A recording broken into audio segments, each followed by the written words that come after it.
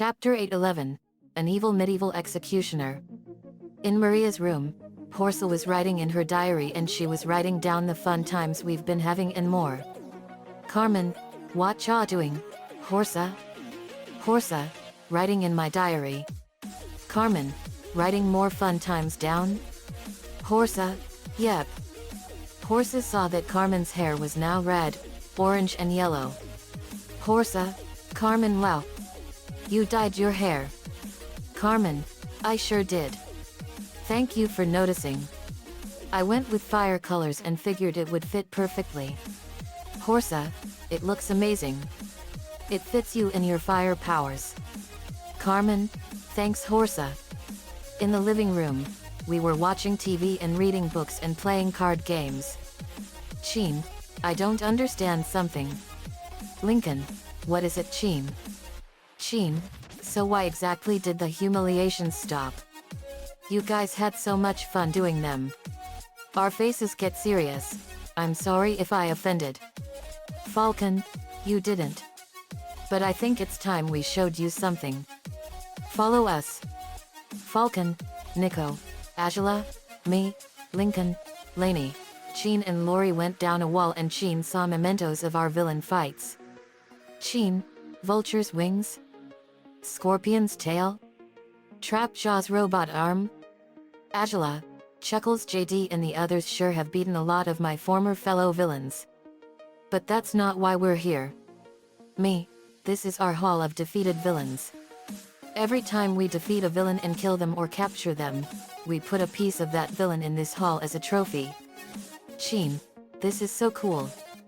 Me, this is the reason why we sacrificed the griffins. We went into the vault room. Chin, wow. What an awesome vault. Me, this is our vault. It's where we have some amazing stuff. Inside is not just our fortune, but also powerful artifacts from all over the universe. Nico, yep. This is the strongest and most powerful vault door we have and it's made of indestructible neutronium, the hardest and strongest metal in the universe. Chin, wow. I went to a hand scanner that also had a retina scanner, and a DNA scanner. Computer, authorized access only. Please provide hand, retina, and DNA scan. I scanned my hand and my eye and it took a tiny blood and tissue sample. Computer, access approved. Welcome back JD. Knudsen. Me, thank you. A compartment opened up and in it was 2 keys for the vault. I take them. Me, we also have to open 2 locks on the door simultaneously. Nico got on one lock and I got on the other. Me, okay on my count.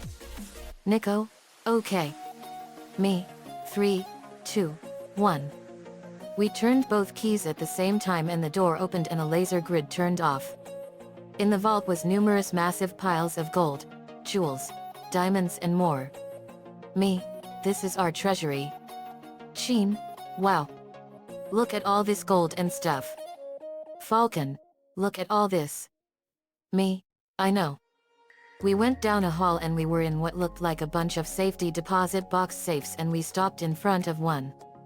In it was a big compartment with a code panel on it. Me, here we are. I typed in a code and the compartment opened and in it was the Infinity Stones. Me, this is why. Chin, what are those? Me, these are the Infinity Stones. They are the most powerful artifacts in the entire universe and their power is completely immeasurable. Chin, I saw these in a comic book. So they are real? Me, they sure are. Each of the Infinity Stones packs an incredible amount of power. There are 6 stones and they were found in 6 locations. Chin, and what are they? Me, the blue one is the Space Stone and it was found in the Cosmic Cube. We found the Cosmic Cube when we killed MODOK. He was the smartest villain we faced. But he was very weak. Nico, I thought we threw him in prison. Me, we did. But technically without his super intelligence he's dead. He's still alive but he just is incredibly stupid. Nico, oh. That's a good point. Chin, who is MODOK?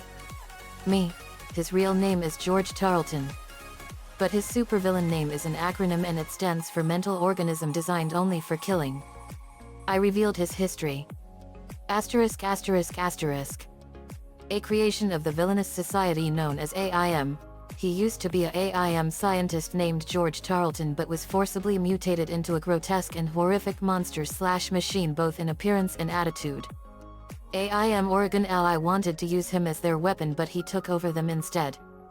As his name suggests, he is a cruel, ruthless, and treacherous killer and is also a brilliant but short-sighted megalomaniac who is forever scheming up new ways to seize more power for himself and cause problems for those who oppose him. He also teams up with other villains as well.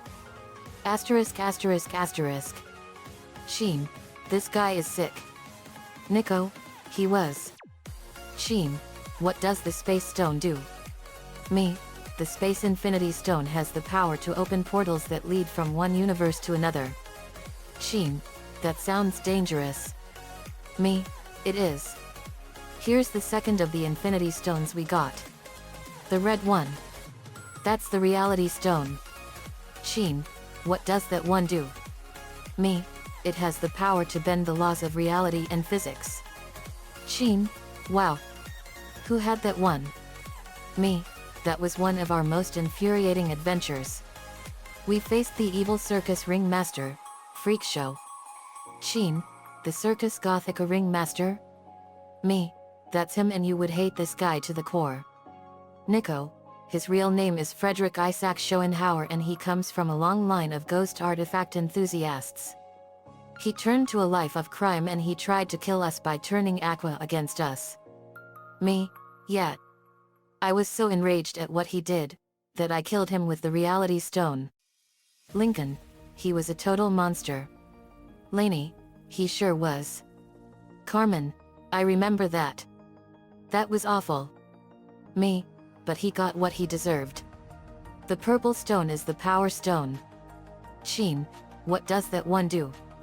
Me, it gives the wielder incredible power and they can fire powerful destructive beams of purple energy and with one touch they can annihilate all organic life on a planet. Sheen, wow. That's intense. Who had that stone? Me, you would hate this guy more than Freak Show. His name was Ronan the Accuser. Sheen, the #1 enemy of the Guardians of the Galaxy. Me, that's him. I went over Ronan's whole history. Asterisk asterisk asterisk. A Kree radical, Ronan continues to fight an ancient war between his people and the Xandarians. Ronan has struck a bargain with the Machiavellian Thanos to retrieve the orb, and in exchange, Xandar will finally be eradicated. Ronan leads his army of Saka-Aran mercenaries to hunt down the Guardians of the Galaxy when they come between him and his genocidal goal. Ronan briefly appeared leading a fleet of warships after being contacted by Yon-Rogg about the Skrulls' current location on Earth.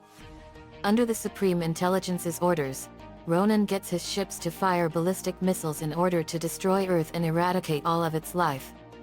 However, former Star Force member Carol Danvers utilized her powers to attack the fleet and destroy the missiles in order to save the Earth, forcing a horrified Ronan to have his remaining forces to retreat.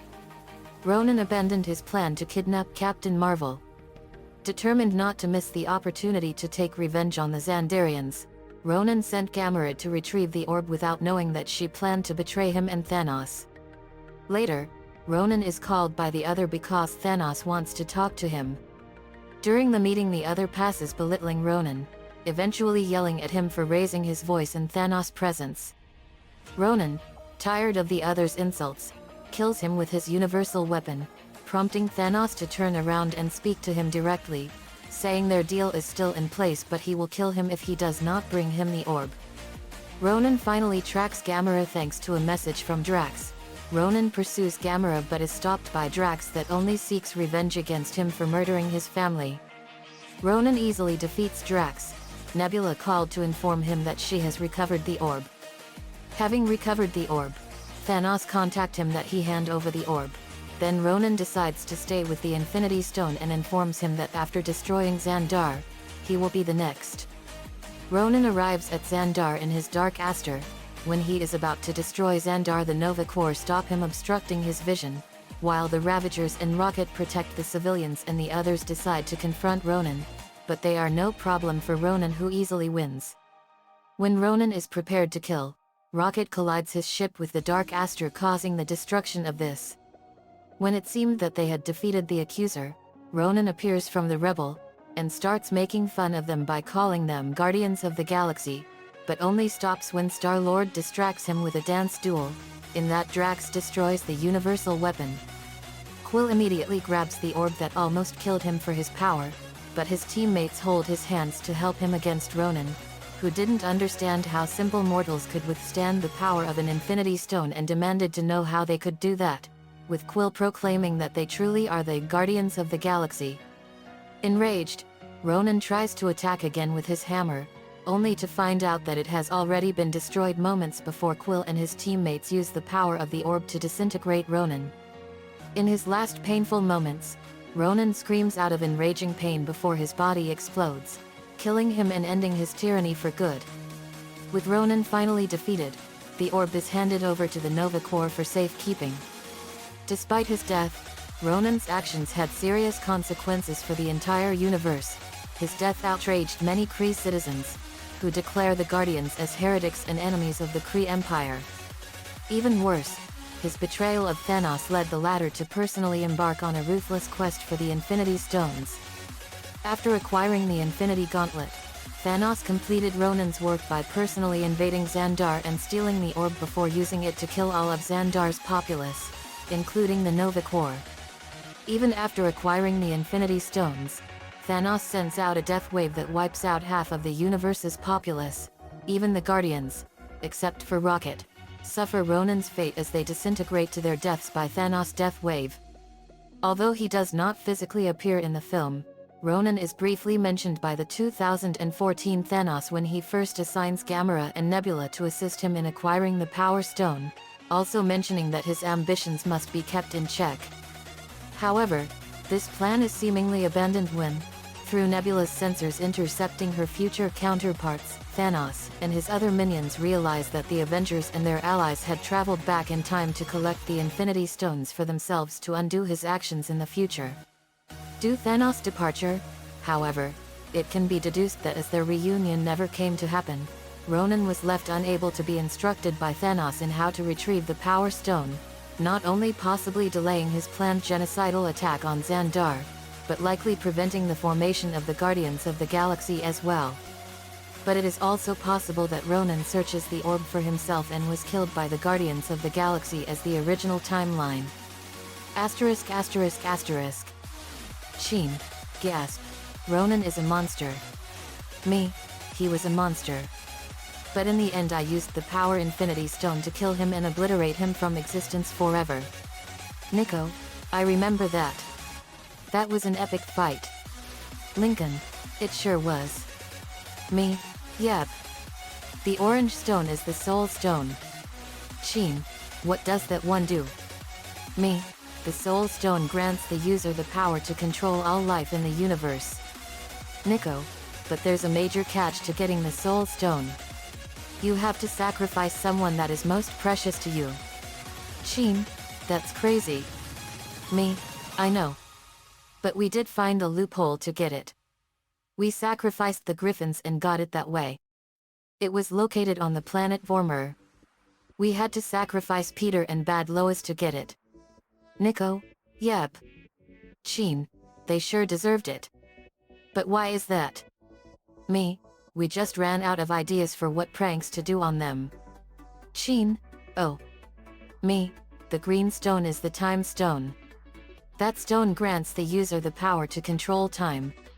They can rewind or move forward with it. Nico, Doctor Strange had the time stone in his necklace, the Eye of Agamotto. Sheen, that's amazing. Me, lastly the yellow stone is the Mind Stone. Sheen, who had that one? Nico, it was in the possession of Loki. Sheen, Loki the god of mischief in Norse myth? Me, that's him.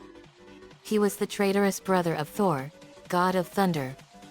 Nico, we beat Loki and stripped him of his god powers and made him an immortal man on Earth. He lives with Mr. Grouse now. Me, it was a fitting punishment for him. Chin, what does the Mind Stone do? Me, it allows the user to enhance their mental and psychic powers and can allow them to see people's dreams and thoughts. Chin, wow. That's amazing. Falcon, it sure is. Me, yep. But there's one person out to find them and rule the entire universe. His name is Thanos. I revealed the history of Thanos. Asterisk asterisk asterisk. He was an extremely powerful alien warlord who commanded two massive armies called the Chitauri and the Outriders, as well as a small group of fanatical followers known as the Black Order. He formed an alliance with Loki to invade Earth, and later forged a partnership with Ronan the Accuser to destroy Xandar, both in exchange for the deliverance of two powerful Infinity Stones, only for the pair to end up failing their tasks before betraying Thanos afterwards. He was also indirectly responsible for the creation of Ultron, as his supplying of the Mind Stone to Loki is what gave Ultron free will to rebel against humanity in the first place. He later obtained all 6 Infinity Stones, fought with the Avengers and Guardians of the Galaxy and successfully wiped out half the life in the universe.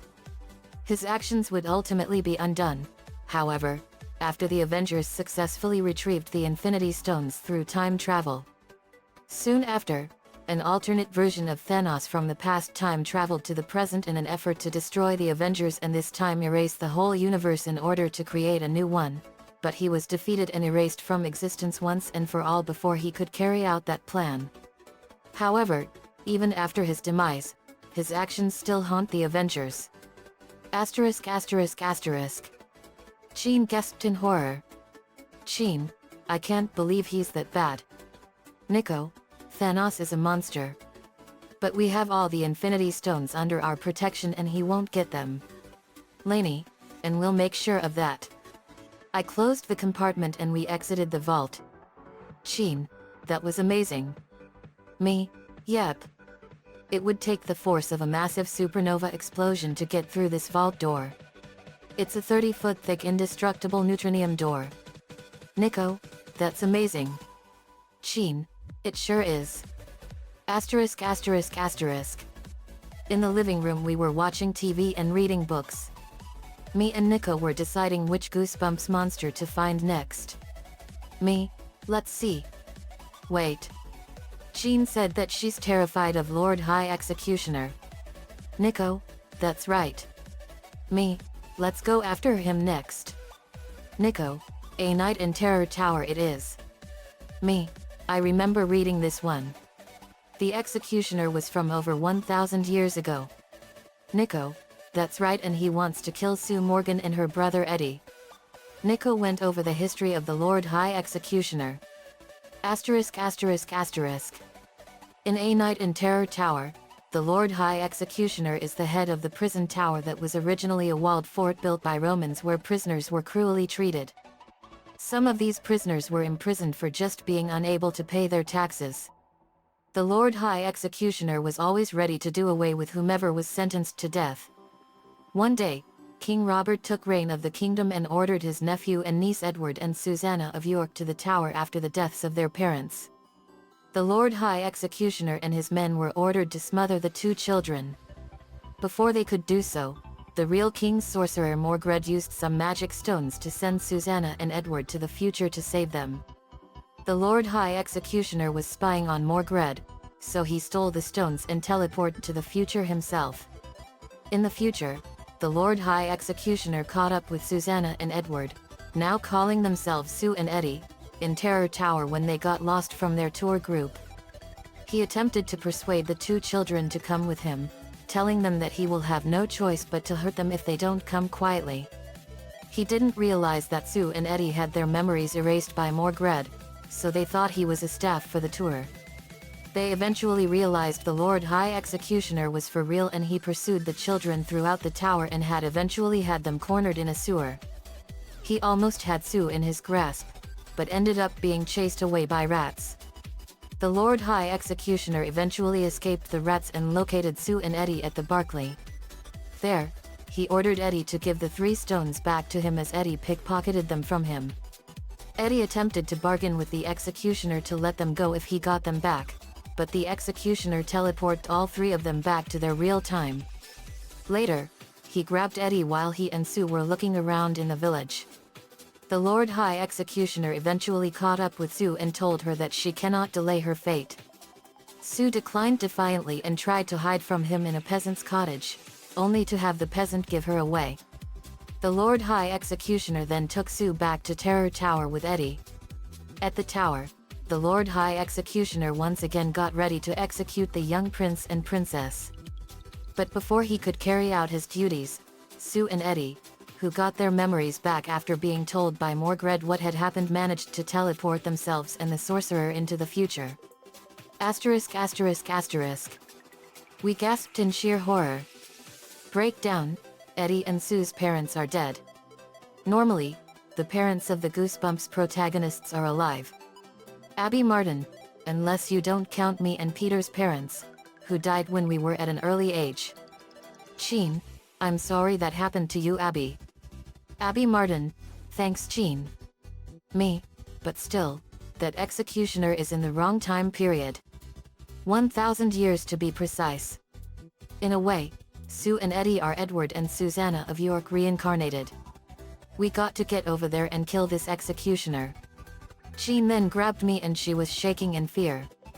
Me, Jean, I know you're scared, but you have the strength and power to conquer your fear.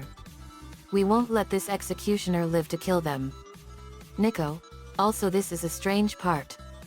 Sue and Eddie are both the prince and princess from 1,000 years ago. Me, I read about that. That is so strange.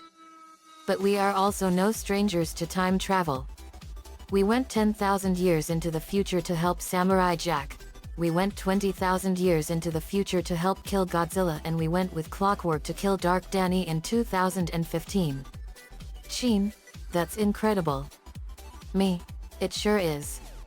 But we got to get over to England. Wolf Castle, Arnold Schwarzenegger accent, let me come with you all as well. Me, are you sure, Mr. Wolf Castle? Wolf Castle, it's time for me to make a difference in the world and fight for real. Me, okay then. We were off to England. Asterisk asterisk asterisk. Carlisle, England. Asterisk asterisk asterisk. We arrived at the hotel Sue and Eddie are staying at. Me, here we are guys. We went in. Hotel clerk, British accent, Team Loud Phoenix Storm. Welcome. Me, good day to you ma'am. We would like to visit Sue and Eddie Morgan if we could please. Hotel clerk, certainly. They are in room 231 on the second floor.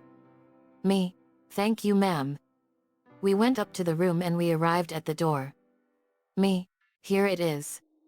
231. I knocked on the door. Eddie, who is it? Me, we're Team Loud Phoenix Storm and we came to help you out. Eddie opened the door and he and Sue saw us. Sue, wow. Team Loud Phoenix Storm. Eddie, it's such an honor to meet you all. Me, pleasure is ours. Lainey, same here. We went down to the grand hall and they told us everything. Sue, when me and Eddie were sent to modern times, we were lost and confused about who we were. It felt so overwhelming. Me, we know just how you feel Sue, and we are no strangers to time travel. Eddie, how so? Me, we went to many time periods across a lot of periods of history. We journeyed into the future 10,000 years from now to help Samurai Jack get back to his time and destroy the malevolent shape-shifting wizard Aku. Yuko, we also went 20,000 years into the future to destroy Godzilla. Me, it's all very complicated. Sue, that's really interesting. Me, it takes a long time for people from the past to adjust into the future. Lola, it took a long time for Samurai Jack to adjust being in the world we helped him in. Me, that's right. Eddie, that is amazing. Me, it sure is.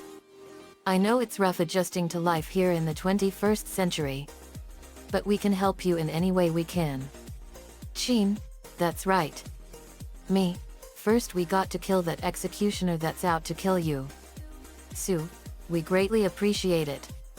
Me, great. Let's head to Terror Tower. We were off to Terror Tower. The night begins to shine place. We were riding our horses, flying and driving. We saw the beautiful countryside of northern England and it was breathtaking. Nico caught a Mandy Buzz and Heatmer on the way. Luna, this is so amazing dudes. Lainey, I love coming here to England. Lucy Loud, it's loaded with all kinds of history and more. Lori, this place is literally amazing. Lenny, it totes is amazing. Sunstreaker, okay, Sheen. We need to talk about this fear of yours. Hits the brakes and stops. Sheen, we should probably get farther away from the executioner before we stop. Sunstreaker, I've driven 30 miles with you inside me. There's no way he can cover that kind of distance on foot. An axe hits the ground right in front of him. Executioner, British accent, you cannot escape me. Sunstreaker, but I've been wrong before. Continues driving. Me, catch us if you can, you asshole. We pressed on and we arrived at Terror Castle.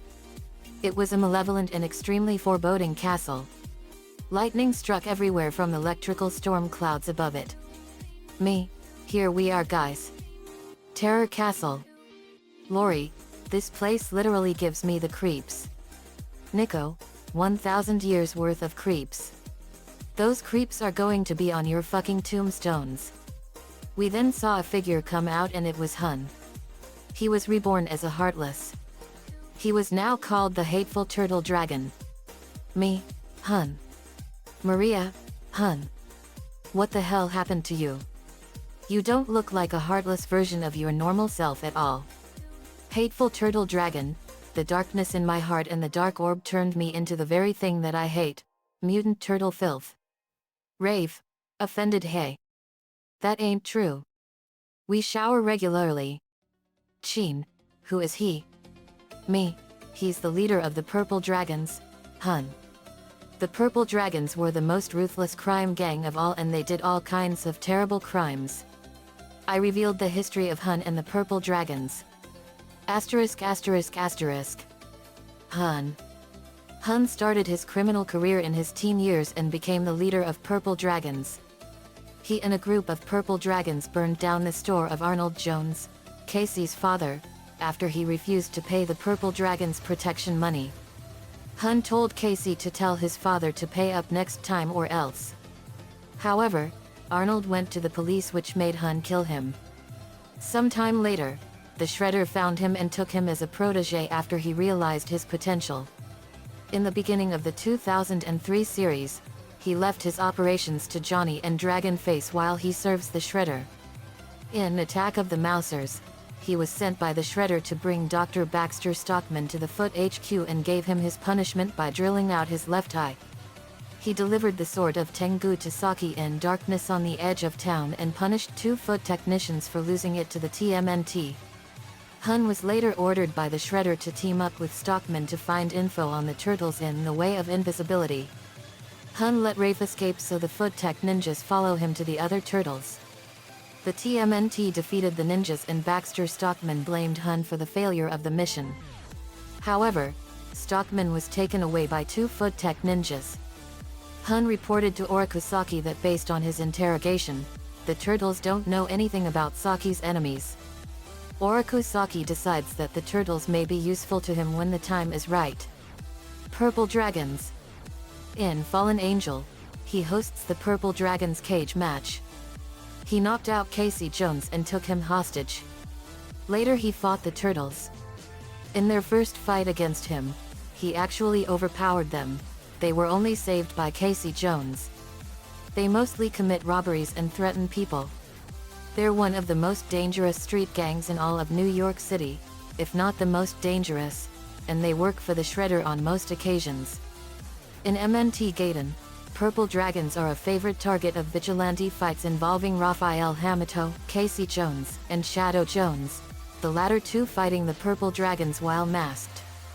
According to Chapter 13, Back into the Shadows, the renegade NYC Foot Clan leader Ikaki Gota holds the Purple Dragons in contempt as an organization, because Purple Dragon members only follow their own individual desires, whereas the NYC Foot Clan establishes a common group goal that is served by all its members as a whole. An unnamed gang that is similar to Purple Dragons was featured in 1987 TV series. They were led by Bebop and Rocksteady. In the 2012 series, the Purple Dragons are a Chinese-American gang that, up until Casey Jones vs. the Underworld, consisted of 3 members: Fong, the unofficial leader who, occasionally, wields a butcher knife; Sid, the muscle who, occasionally, wields an axe; and Swa, a mustached middleman who, occasionally, wields a sledgehammer. The Purple Dragons mostly commit stereotypical street-level crimes, mugging citizens, robbing bank vaults, forcing business owners to pay protection money, and doing lackey work for bigger crime lords, Shredder and one-off villain Ho-Pan. Unlike in other versions, the Purple Dragons are portrayed as straight-up joke villains who couldn't put up a single decent fight with the teenage Casey Jones, much less the Turtles. Despite their numerous failures, the Dragons are a respected and feared gang who commit crimes in broad daylight unopposed. In Casey Jones vs. the Underworld, the Dragons become a much bigger threat when they are now led by Hun, who, unlike in the 2003 version, is a quick and nimble martial arts master who is clearly a homage to Bruce Lee. With Hun in tow, the Purple Dragons are now seen as a much bigger, yet slightly inconsistent, threat who now can easily take on the likes of Casey Jones, Michelangelo, and Carey with her friend Shinigami at the same time. Chin was horrified. Chin, those guys are monsters. Me, they were monsters. We killed every single one of them. They're all dead now. Hateful Turtle Dragon, do you know the thing I hate the most in the world? Mikey hits Hun with his nunchucks. Puppies? Hateful Turtle Dragon punches him. No. Turtles. Grabs Leo by the throat. Now, when I look in the mirror, all I see is you. Slams him into the ground, and I hate you all even more because of this. Donnie, aura flares up. That hate's only gonna makes a lot stronger. Leo, and you did this all to yourself by working for the Shredder. You allying with the Lord High Executioner doesn't change a thing. Hateful Turtle Dragon, forget the Executioner. You're gonna pay for all the things you've done to me. I kicked him in the face and sent him crashing into the castle wall. Me, you will die like you did when I killed you, Hun. And for the record, I'm not the same as I was before when we fought the last time. Hun got up. Hateful Turtle Dragon, how so you fuck? Me, also for the record, I was holding back. I flared up my aura and I released the full extent of my power and went Super Eben U30,000 Phoenix Firestorm. Me, now you will face my ultimate power. Lord High Executioner appeared. Hateful Turtle Dragon, did you really think you could have taken us by yourself? Wolf Castle, who says I am by myself? Me, let's do this. We went at them and we engaged in a massively explosive and ferocious fight. Massive fiery explosions were blowing the land around the castle apart and more. Lightning struck everywhere and the entire land of Great Britain felt the massive fight. Laney punched Hun in the face and fired poisonous barbs loaded with strychnine omega and it poisoned him. Francis fired a massive blast of fire and burned him. We were mercilessly thrashing Hun and the Executioner all over the place at an extremely ferocious level. Nico, Hun, you and the Purple Dragons have failed this world. Me, time for some teamwork. Sunstreaker, you got it, boss. Cyber Key Power. The Earth Cyber Planet Key went into his back and it enhanced his Electron Pulse Blaster 100-fold. Falcon, let's do it. Earth Cyber Key Power. The Earth Cyber Planet Key went into his right arm device and it enhanced his wing strength and enabled him to fire lasers from his wings. Sunstreaker and Falcon, Electron Laser Storm Barrage. Sunstreaker fired numerous electron pulse blasts and Falcon fired numerous laser blasts from his wings. The blasts combined and they hit the Hun heartless and exploded.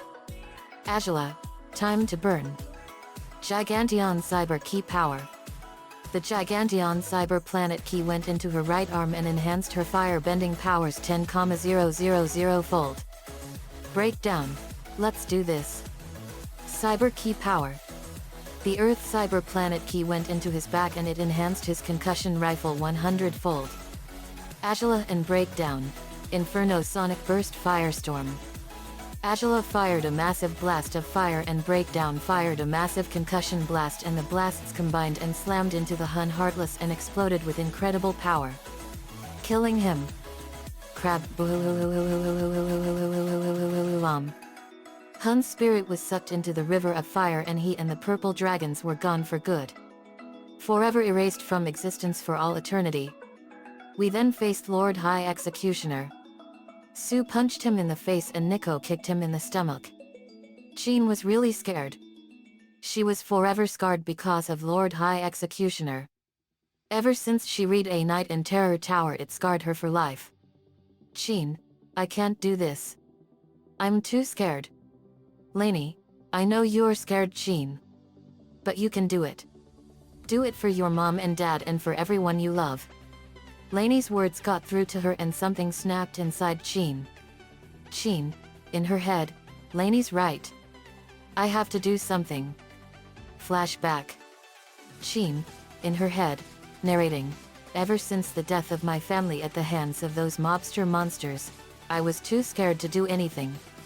All I did was stand there watching on in sheer horror like a little helpless child. If only I was stronger back then. I lost my family and everything I had as a result.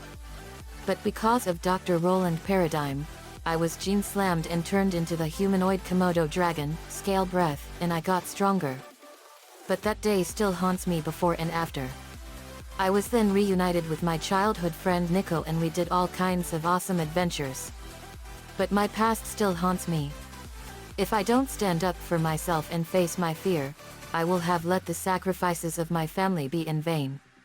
The flashback shows everything that happened to her. Flashback ends.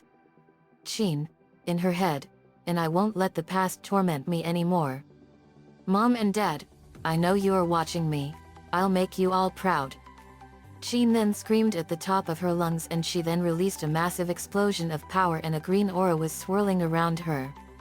Lightning flashed and flickered around her and then she screamed and in a massive blinding flash of light, she released her power and transformed. When the light faded we saw Jean and she was forever changed. She had green angel wings and her hair was now green and her eyes were now dark blue. She had transformed into a super angel too. Her power was unreal. Me? Whoa. Nico? Jean? What happened? Lainey? Her power is unreal. Lana? Incredible. Jean? I am not scared of you anymore, Executioner. You've tormented Sue and Eddie's lives for the last time. And you've tormented my life for far too long. You will now die. And now I'm going to make sure that their parents are avenged. Jean then went at incredible speed and punched Lord High Executioner with devastating force and she dealt him a deadly uppercut. With two mighty and powerful punches, she brought him right to his knees. He was belching up a tremendous amount of blood. Jean, time for you to die. Final smash time. Rainier Wolf Castle, you got it, Jean. McBain gunshot burst. Rainier Wolf Castle fired a powerful blast from his gun and blew a huge hole into his chest and it exposed his black heart. Eddie, this is for our family. Light axe / storm. Eddie formed an axe of light and slashed him all over the place. Sue, let's do this. Vine mace slam. Sue formed a vine mace and slammed it into him. Jean, now you will never terrorize my life again. Spirit Komodo Death Chomp. Jean fired a spirit energy wave and it turned into a deadly Komodo dragon and it slammed into him and exploded. Crab. Sue then took his axe. Jean, let's do it together, Sue. Sue, okay. Lord High Executioner, you can't do this to me, princess. Sue, I stopped being a princess 1,000 years ago. This is for my family. Jean, and this is for torturing my life with fear. Nico, Lord High Executioner, you have failed this world for 1,000 years. Sheen and Sue screamed and they slashed his whole head off and killed him instantly. He was sucked into the river of fire. Sheen, never again. Sheen powered down and then she hugged Nico and cried hard. Her fear has been conquered. She was grieving for her family and Nico was comforting her. May, poor Sheen. Then we saw the castle collapse and it was gone forever. Sue and Eddie's parents were avenged after 1,000 years. Sheen had gotten justice for Sue and Eddie's parents and she made her parents proud as well. They watched down from heaven and smiled on her. We then smelled something really foul. Me, Pu. What is that smell? Ed, not IJD. Polish accent, I missed the battle. Double D, look, Ed. A skunk. We turned and we saw Gene Slammer that was half human, half skunk. Olga, that voice. Natasha? Natasha, that's right. Olga, it's great to see you again. Olga, speaking Russian? What happened to you, Natasha? Natasha, speaking Polish. Zostałem zamieniony w ludzkiego skunksa z powodu paradigmatu. I was turned into a human skunk because of paradigm. Me, Dr. Roland Paradigm did this. Natasha, that's right. I'm Natasha Vamenoviov. But in this form I'm called Stink Tail. Me, how did this happen to you, Natasha? Stink Tail, I don't know. Me, Olga, what do you know about Natasha? Olga, me and my sisters met her when we were in Poland 2 years ago. Natasha is an orphan girl. Her parents were murdered when she was 5 and she has no family to turn to. We gasped. Lori, oh poor thing. Me, oh no. Natasha, we can help you change back and get a new home with us. Stink Tail, you can do that for me? Me, we sure can. But this is gonna hurt bad, okay? Stink Tail, if it'll help me get back to normal then okay. Me, okay. Boys, cover your eyes. They did so. I snapped my fingers and she was in pain. Her fur was vanishing back into her skin, her tail went back into her butt, her blonde hair came back and her chest was back and so was her arms and feet. She was back to normal. Natasha, I'm normal again. Eddie, you might be topless. But at least the smell's gone. Maria gave her a robe. Me, let's go home. We did so. Asterisk asterisk asterisk. Back at the estate, Natasha was taking a bath. After that she was in Lenny's room where she got new clothes. She was dressed in a black t-shirt with a skunk on it and she had blue jeans and blue flip-flops and she had a yellow hair ribbon in her hair. Natasha, I look incredible. Thank you, Lenny. Lenny, you are totes welcome, Natasha. Natasha's stomach growled loudly. Natasha, I'm really hungry. Lenny, let's get you some food. Me and Sakura Avalon cooked up Natasha a bunch of hamburgers and sandwiches. She was really hungry and she ate them all. Natasha, burps, excuse me. Me, you sure were hungry. Sakura Avalon, she sure was. Natasha, thanks for helping me out. Me, no problem. Olga then decided to adopt Natasha into her family as her little sister. Sue, to the viewers, we've had an awesome 1,000-year journey.